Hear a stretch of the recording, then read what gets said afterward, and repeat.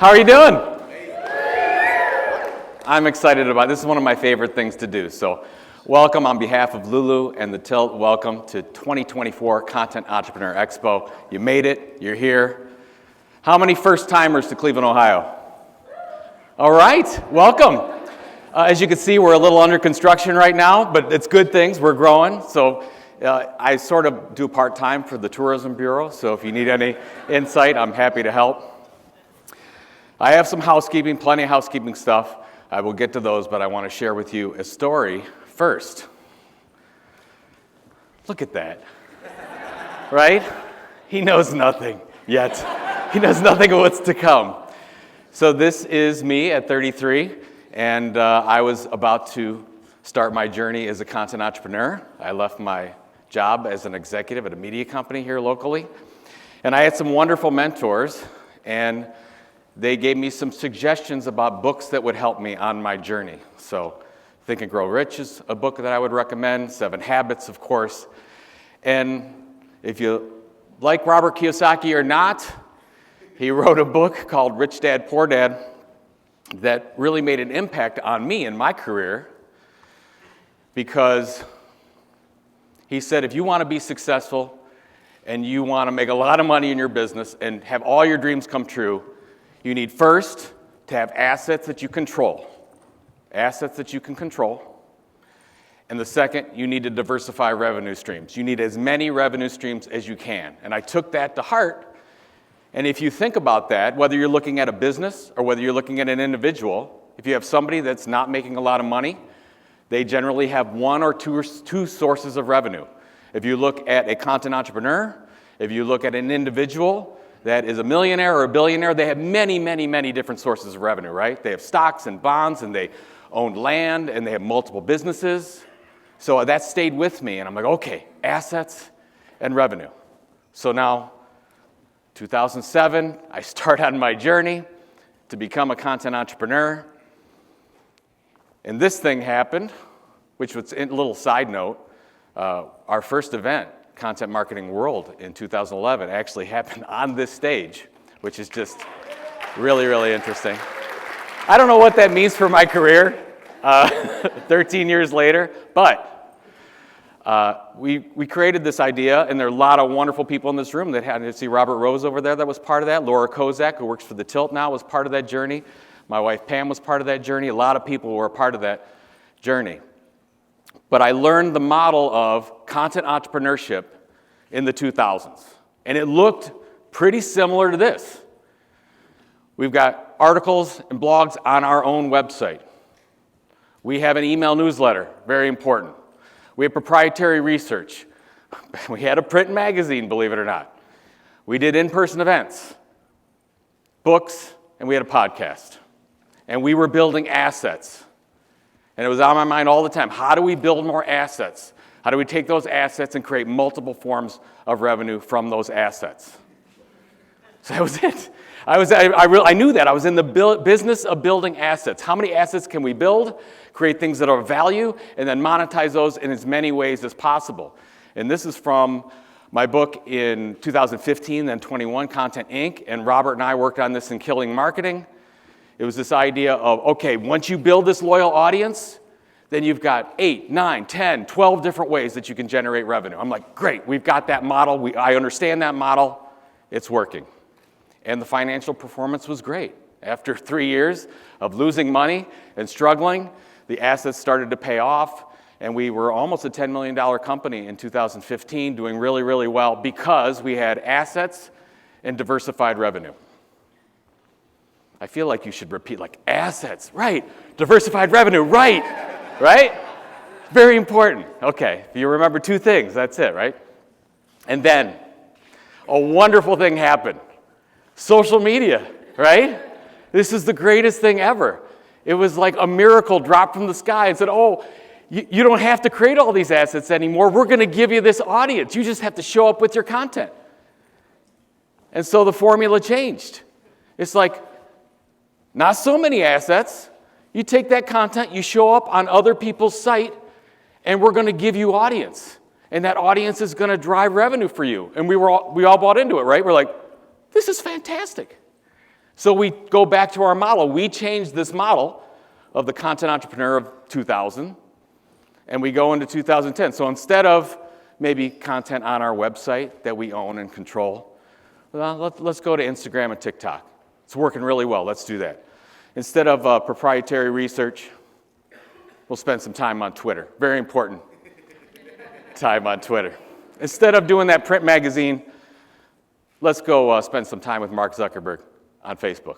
Instead of in-person events, we can just do that on YouTube, right? It's all good. Instead of books, we're just going to put our stuff on Amazon, and we'll let them take care of it. It'll be great. It'll all work out. And that's what it looks like. That was the new model, and we were okay with it. The problem is we traded the future of our asset building that's going to set us up for success as a content entrepreneur for reach and distribution, and we defaulted to these other companies.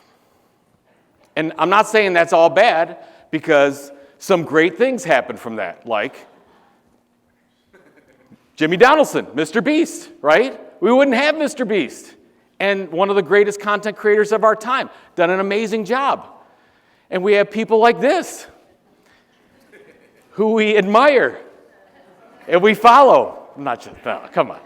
It's okay. We're just having fun here. We're just having some fun. It's good. And what's up, brother? We got this guy. Thank you. I didn't even ask for that, but thank you. So there are some good things. There are people that are making a celebrity of themselves. There are people that are making a living. But I found this game. Anybody ever play this game called Flux? So it's a card game, I've learned. I did a little bit of research on it. And what happens is that as the cards are played, the rules of the game change. Does that sound familiar? As the cards are played, the rules change. Fluctuate. And so we've seen that happen in social media. So, you know this, right? Organic reach, everybody's complaining on Reddit. There are threads all about it. It's terrible. And what happened with our assets and our organic reach and the things that we cared about, they're going the way of user experience, because TikTok and Instagram and all the other companies, they need to make money. They're focusing on the user experience, which is fine, as they should be. They're private companies. They can do whatever they want, but it's not helping us. And our followers aren't seeing our content anymore like they were. And just a few days ago, it happened again, where Instagram's trying to catch up, so their algorithm is changing to what TikTok is doing. And this is really crazy. So this dreamboat of a guy gets on, wonderful, CEO of Instagram starts talking about how it's going to be better for all of you because your followers won't see all your stuff anymore. Any creator can create whatever content they want, and the algorithm's going to fix the whole thing, right? Treats this as the greatest thing ever. The problem is, not so great, because your followers aren't going to see your stuff anymore. Am I right? Is this happening to you? You're losing organic reach, right? Not good. And I know this because you told me. You all sent some information to me. I said, what's your biggest challenge? And a lot of you said, I'm having trouble building an audience. I'm really struggling with social media. This is a problem. The algorithms have won. We have no control, and we shouldn't. It's not our platform. We can't do anything about it. Our followers aren't going to see our stuff. You can deal with it how you want to, but the rules have changed, and they don't need us anymore. So my contention is that we need to go back to the future, if you will. Is Jay Klaus here? Jay? So Jay, who's speaking today, had this amazing tweet a week ago, whatever. Social media is borrowed distribution. Success on social should benefit systems of distribution you own. Jay, what is the goal of social media? Is it to increase or decrease our dependency? Decrease. Decrease. Not increase, decrease, if we want to be successful. So the model of the 2020s needs to change. And by the way, if you want to spend time on Instagram, TikTok, YouTube, LinkedIn, whatever the case is, that's great, and you should. Choose wisely, focus on that, but you don't have to be on all of them. Use one or two that work for you. Instead of Twitter, I want to focus on communities and membership, and maybe in the future tokens, SMS, instead of Facebook courses and webinars, instead of, where was I? YouTube, back to in-person and online events. Instead of Amazon, I want you to sell directly from your own websites where you can control the price and the revenue and your relationship with your customers. This is the model, and I want you to take your content back. Are you with me? Thank you. Because if you didn't clap at that, I would say, I don't know why we're doing this event in the first place. Assets and revenue diversification. So as I wind up my time here, we need to go old school on this. All right? Well, no, just a picture. It's just a picture.